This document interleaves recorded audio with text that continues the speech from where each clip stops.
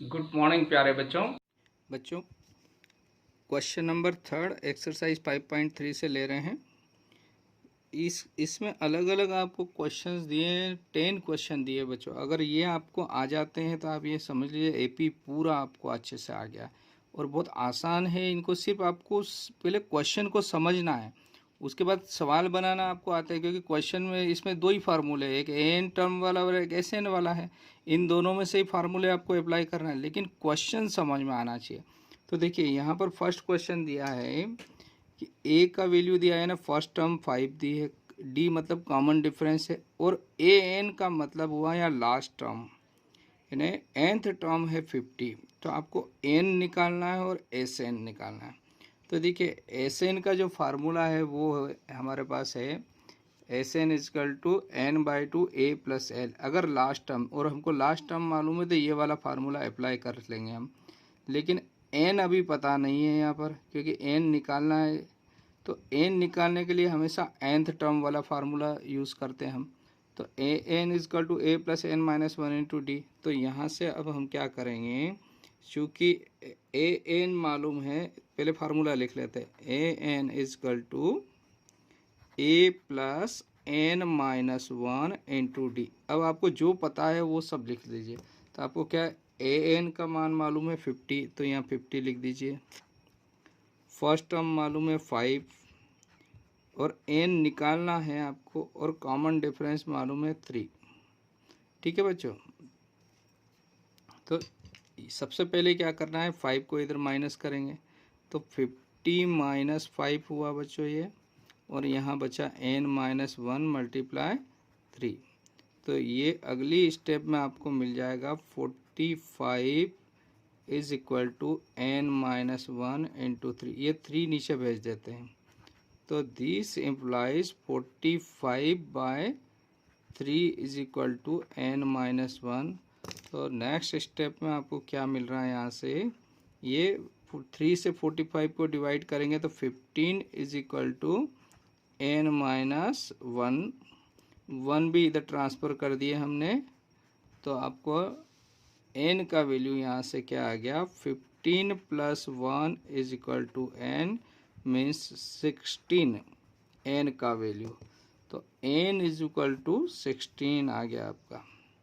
ठीक, अब n मालूम है आपको, a मालूम है और l मालूम है, लास्ट टर्म मालूम है। तो एस एन निकाल लेते हैं। तो एस एन का फार्मूला लिखे सबसे पहले। So therefore now S n is equal to होता है n by two a plus l. इसमें वैल्यू पुट कर देते हैं बच्चों। तो n का वैल्यू आपको मिला है 16 बाई टू। फर्स्ट टर्म है आपके पास 5 और लास्ट टर्म है 50। ये क्वेश्चन में दिया हुआ है, तो इसको आगे और सॉल्व किया मैंने। तो 16 को 2 से डिवाइड किया तो कितना मिला, 8, और ब्रैकेट में हो गया 55। 55 में अब 8 से मल्टीप्लाई कर देते हैं बच्चों। ठीक है, तो कितना आ जाएगा, 8 5 जा 40। ठीक है ना, और यहाँ ये कितना आ गया 44 है ना, 8 में 40 और 4 और यानी 44, यानी 440। ठीक है बच्चों, तो A16 जो था आपको क्या निकालना था, नंबर ऑफ टर्म 16 है, तो चाहे तो इसको X16 लिख दीजिए। दिस इम्प्लाइज, यानी इसकी 16 टर्म्स का जो सम है, यानी एस एन भी बोल सकते चाहे तो आप, एस एन जो है वो कितना आ गया 440, यानी नंबर ऑफ टर्म्स जो है सम, यानी जितनी टर्म्स दी उन सब का सम है 440, और टर्म है 16, तो आपका आंसर हो गया 440। This is the required answer. ये थर्ड के सेकेंड पार्ट को लेते हैं बच्चों। इसमें आपको दिया है a इज इक्वल टू 7, यानी फर्स्ट टर्म 7 है, और A13 यानी इसके बाद कुछ टर्म नहीं दी हुई, तो ये लास्ट टर्म भी बोल सकते हैं। तो इसकी लास्ट टर्म हो गई 35, और A13 का मतलब हुआ n इज इक्वल टू 13 हो गया आपके पास। तो आपको क्या क्या निकालना है, d निकालना है और 13 टर्म का सम निकालना है, और n इज इक्वल टू आप 13 लिख दीजिए चाहे तो आप, ठीक है ना। तो सबसे पहले क्या है, हमको d निकालना, तो d के लिए an लास्ट टर्म दी हुई है, इसका यूज़ करते हैं। तो an का फार्मूला होता है a plus n minus one into d. तो n 13 है तो a 13 is equal to a plus 13 minus one into d. तो a 13 का वैल्यू कितना है बच्चों, 35। तो यहाँ पर हमने लिखा 35 इज इक्वल टू a की प्लेस पर 7 और यहाँ 12 हो गया 13 माइनस वन इंटू डी। तो देखिए यहाँ से d मिल जाएगा, बाकी सारे नंबर मालूम है, तो पहले 7 को इधर लाते हैं। तो 35 माइनस 7 हुआ बच्चों, और यहाँ बचा 12d। दिस इम्प्लाइज, यहाँ से माइनस किया 35 में से 7 को, तो 28 बचा, ठीक है बच्चों। और यहाँ 12d, तो इस 28 में 12 से डिवाइड कर दिया, तो अगली स्टेप में मिल गया 28/12 इजकल टू डी। ये 4 से डिवाइड हो रहा है बच्चों, ठीक है ना। तो 4 से डिवाइड कर दिया, तो 4 7 जा और 4 3 जा, मीन्स आपको d इज इक्वल टू कितना मिल जाएगा प्यारे बच्चों, d इज इक्वल टू आपको मिला 7/3। ये d का वैल्यू, एक आंसर आ गया। आपको d निकालना था क्वेश्चन में, d का वैल्यू आ गया। अब S13 निकालना है। नाउ S13 यानी सम ऑफ n टर्म का फार्मूला। तो ये n/2 मतलब n है 13, तो 13/2 a फर्स्ट टर्म है आपके पास 7 प्लस l लास्ट टर्म कितना है बच्चों, लास्ट टर्म है a 13 मतलब ये l लास्ट टर्म, देखिए लास्ट टर्म 35। तो यहाँ से आपको अगली स्टेप में इसको सॉल्व करते हैं, तो हमारे पास क्या आएगा, ये 13/2 और इन दोनों को ऐड कर दिया तो 42 हो गया बच्चों, और 2 से इसको 42 को कैंसिल किया 21, मीन्स 13 मल्टीप्लाई 21, और 21 का 13 में मल्टीप्लाई कर दिया, तो देखिए 20 10 जा तो 210 हो गया, और 23 जा 63 है ना, 210 में 63 ऐड कर दिया तो 273। तो S13 इज इक्वल टू आपको जो आंसर मिला, so therefore S13 is equal to 273, और D कितना आ गया, D इज इक्वल टू 7/3। यही आपके आंसर है बच्चों। ठीक समझ में आया बच्चों, एक बार और वीडियो को रिवाइज कर लेना, आपको पूरा क्लियर हो जाएगा बच्चों। नेक्स्ट क्वेश्चन नंबर 3 का थर्ड पार्ट ले रहे हैं। आपको क्या दिया है, 12th टर्म दी है 37, 12th टर्म यानी a प्लस 11d है ना, ये 37 दिया है। d का वैल्यू दिया है, a निकालना है और S12 निकालना है, सम ऑफ 12 टर्म्स निकालना है। तो सम ऑफ 12 टर्म्स, तो 12 टर्म में 12th टर्म इसकी लास्ट टर्म हो जाएगी, तो ये लास्ट टर्म भी होगी, यानी आपको A12 का मतलब हो जाएगा L भी हो गया ये लास्ट टर्म। तो आप लास्ट टर्म का फार्मूला लगा सकते हैं यहाँ पर। तो सबसे पहले A निकालने के लिए जो A12 दिया इसको पहले सॉल्व करते हैं।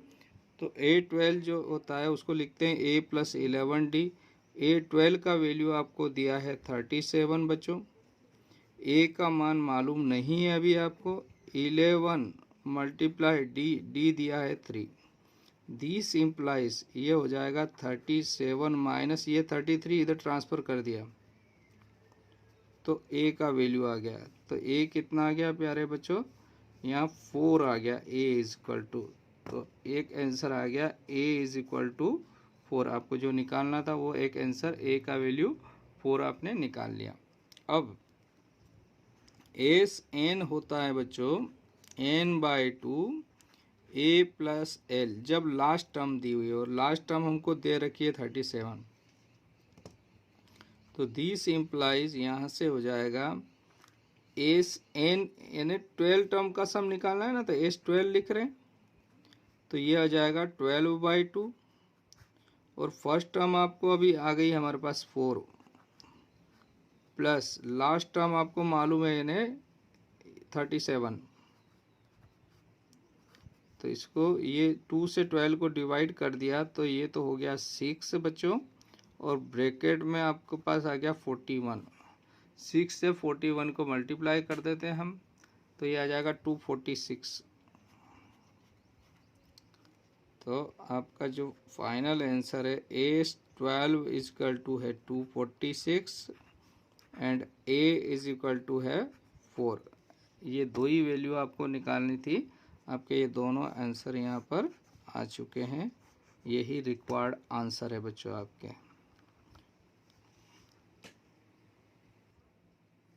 बच्चों थर्ड का फोर्थ पार्ट ले रहे हैं। क्या दिया है देखिए, third term A3 is equal to 15 दिया है और सम ऑफ 10 टर्म दिया है 125। तो D निकालना है और A10 निकालना है। तो A10 क्या होता है, तो A10 को हम लिखते हैं A+9D। A10 निकालने के लिए आपको A मालूम होना चाहिए और D मालूम होना चाहिए। तो अभी न तो आपको A मालूम है और न ही D मालूम है बच्चों। तो जो दिया हुआ उसका यूज़ करना है। जब भी आपको क्वेश्चन दिया तो जो दे रखी है कंडीशन उसका इस्तेमाल करिए। तो A3 क्या होता है, तो A3 को लिखते हैं A+2D। तो A3 का वैल्यू है 15 बच्चों। तो 15 इज इक्वल टू A+2D हो गया। इसको आप नंबर 1 दे दीजिए। आपके पास अभी कोई ऑप्शन नहीं है हल करने का। अब S10 पर आ जाइए। S10 का वैल्यू होता है फार्मूला ये SN(n/2) 2A+n-1 × D। चूँकि लास्ट टर्म मालूम नहीं है हमको, इसलिए यही फार्मूला लगाना पड़ेगा बड़ा वाला। तो S10 is equal to 10/2 2A+10-1 × D। अब S10 का वैल्यू आपको दिया है 125 इज इक्वल टू, ये हो गया 5 और 2A+9D है ना, ये क्या 9D। इस 5 को नीचे डिवाइड कर देते हम, तो ये हो जाएगा 125/5 इज इक्वल टू 2A+9D। और आगे सॉल्व किया तो ये 5 2 ज़ा 10 और 5 5 ज़ा 25 इजकल टू 2A+9D। ये नंबर 2 हो गया। तो देखिए ये फर्स्ट भी लीनियर इक्वेशन है, सेकंड भी लीनियर इक्वेशन। तो फर्स्ट और सेकंड से एलिमिनेशन मेथड आप पढ़ चुके हैं लीनियर इक्वेशन में, तो A और D आ जाएगा। A और D आ जाएगा तो A10 भी मिल जाएगा और D भी मिल जाएगा। तो हम यहाँ पर क्या करेंगे, फ्रॉम 1 and 2 है ना। तो पहले सेकेंड इक्वेशन लिख देते हैं। तो सेकेंड इक्वेशन को इसको इंटरचेंज करके लिख देते हैं। तो 2A+9D इजकल टू 25। देखिए ये उधर जाएगा तो माइनस और ये पूरा इधर आएगा तो माइनस। तो माइनस माइनस कैंसिल हो जाएगा। तो इनको पूरा पूरा चेंज कर सकते हैं। नेक्स्ट इसको भी पूरा चेंज कर सकते हैं। तो A+2D इजकल टू 15 हो गया है ना। ये नंबर 1 है अभी और ये नंबर 2।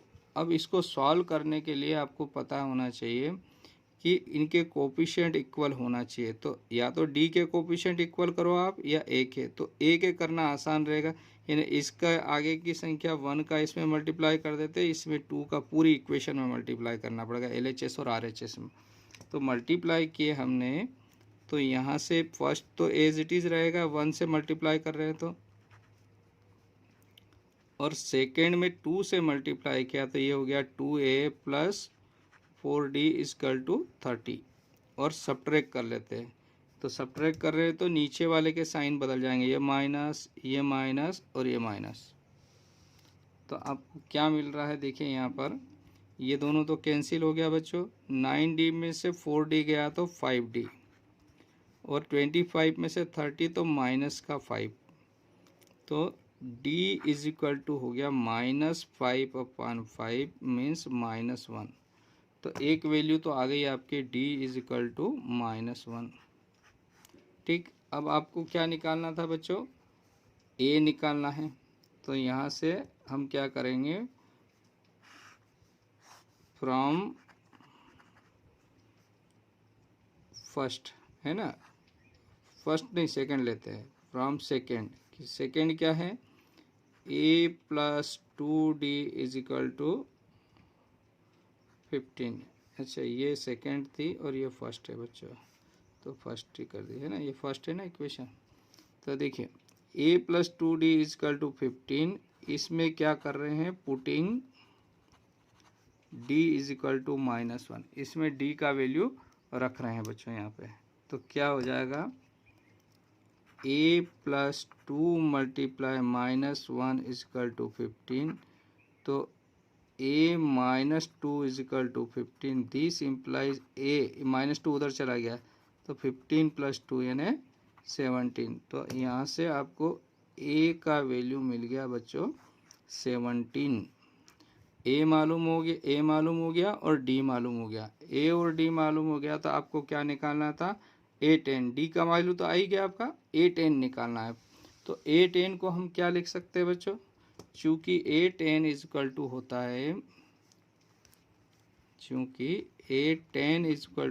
है, a प्लस 9d। तो यहाँ पर a का वैल्यू है आपके पास 17 प्लस 9 मल्टीप्लाई d -1। तो 17 माइनस 9 और ये आ गया 17 माइनस 9 किया तो आपको कितना मिलेगा बच्चों, 8। तो a10 जो है आपको कितना मिल जाएगा बच्चों, 8 मिल जाएगा। तो दो आंसर जो है फाइनल आंसर क्या हो गए आपके, सो हैंस d बराबर में आपको -1 मिला एंड a10 बराबर मिला आपको 8, और यही आपके रिक्वायर्ड आंसर है बच्चों। ठीक है, तो क्वेश्चन को एक बार और समझ लीजिए इसको, है ना। इस क्वेश्चन में आपको एक थर्ड टर्म दी और सम ऑफ 10 टर्म दिया, डी निकालना और 10। तो डी और a10 क्या होता है, a10 होता है a प्लस 9d। तो a और d, तो a भी चाहिए और d भी चाहिए आपको। तो अब हमारे पास कुछ ऑप्शन नहीं है, तो इनको क्या करेंगे, जो टर्म्स दिया है जो गिवन है उसको हम यहाँ एक्सपांड करके उसकी जो वैल्यू रख के इसको सॉल्व करते हैं। तो a3 की वैल्यू a प्लस 2d, यानी इसका जनरल फॉर्म में लिखें या टर्म्स में लिखें। तो ये फर्स्ट इक्वेशन हो गई। s10 को भी सॉल्व किया तो ये सेकेंड इक्वेशन मिली। फर्स्ट और सेकेंड को हमने यहाँ सॉल्व किया तो a और d का वैल्यू मिल गया। एलिमिनेशन मेथड यूज़ करी हमने लीनियर इक्वेशन की, a और d आ गया तो a10 निकाल लिया अब हमने यहाँ से। तो a10 और d का जो वैल्यू है -1, d का वैल्यू और 10 का वैल्यू 8 है, और यही हमारा रिक्वायर्ड आंसर है। ओके, थैंक यू बच्चों।